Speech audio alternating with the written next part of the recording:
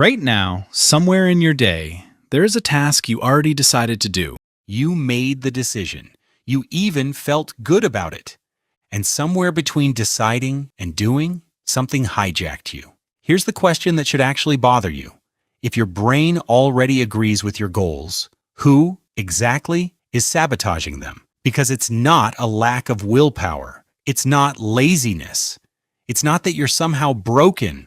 It's a 2,000-year-old glitch that the Greeks already had a name for. And in the next few minutes, you're going to see it happening inside your own head in real time. The Greeks called it akrasia, acting against your own better judgment. But here's what they didn't know yet. This isn't a moral failure. It's math. Your brain is running a constant negotiation between two versions of you. Present you, sitting right here, right now, and future you, healthier, richer, prouder, but only hypothetical. And here's the unfair part of that negotiation. Present you is real. Future you is just a rumor. So, every single time there's a choice between comfort now and a reward later, the brain does something called time inconsistency. It quietly bends the math in favor of the person sitting in the room. You'd think the fix is simple. Get motivated. Feel excited about the goal. But here's the twist almost nobody knows. Dopamine isn't the chemical of pleasure. It's the chemical of craving. It doesn't reward you for finishing the workout. It rewards you for wanting the workout, for scrolling to see what's next, for chasing something just out of reach, which means the very system your brain uses to motivate you is the exact same system that keeps you refreshing your phone. Instead of opening that document, you're not weak. You're running on a chemical built to chase, not to finish. Here's a stat that should unsettle you. Losing something hurts your brain roughly twice as hard as gaining that same thing feels good, and it's called loss aversion. And it's why you'll stay in a job, a relationship, a routine you already know isn't working. Not because it's good, but because leaving feels like losing. And your brain will do almost anything to avoid that feeling. You're not stuck because you like where you are. You're stuck because leaving registers as pain before it registers as freedom. Comment one thing you're staying in right now, purely because leaving feels scarier than staying. Remember that negotiation we opened with? Present you versus future you? Here's how the smartest people on earth quietly rig that negotiation in their own favor. They stop deciding in the moment.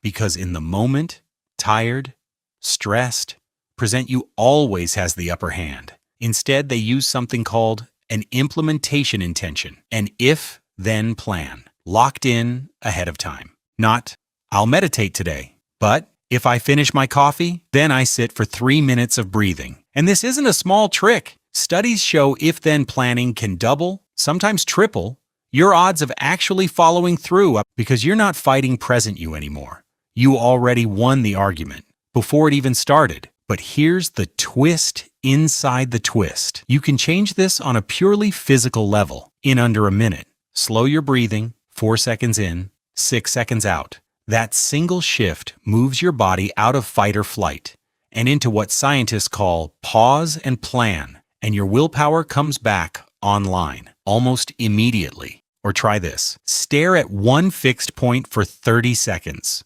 One spot on the wall, nothing else. It sounds too simple to work, but it raises your blood pressure just enough to recruit the exact neurochemistry of readiness.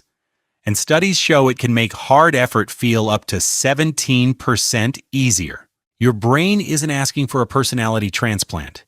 It's asking for 30 seconds of the right input. And here's the belief that will completely flip how you think about motivation. Positive visualization. Imagining yourself succeeding feels good, but it's not what keeps people going. Visualizing failure is twice as effective at keeping you on track, not because fear is fun, but because picturing exactly how bad it will feel to not follow through recruits the part of your brain built for one job, avoiding danger. Which means the people who stay consistent aren't always dreaming about winning. Sometimes they're just refusing to let themselves lose. Which brings us to the real shift. This was never about becoming someone with superhuman discipline. It was about designing a life where discipline is barely required.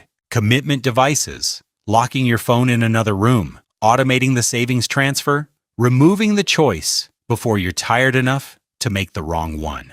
Victor Hugo once had his servant lock away all his clothes just so he couldn't leave the house and skip writing. He didn't defeat procrastination. He made it structurally impossible. So, the next time you feel that gap open, the second between deciding and doing, understand that you're not choosing between a good version of you and a lazy one. You're choosing between a brain reacting to right now and a system built in advance to protect you from it. That's the real difference between the people who change and the people who stay exactly where they are. It was never about who wants it more. It's about who finally understood what they were negotiating against.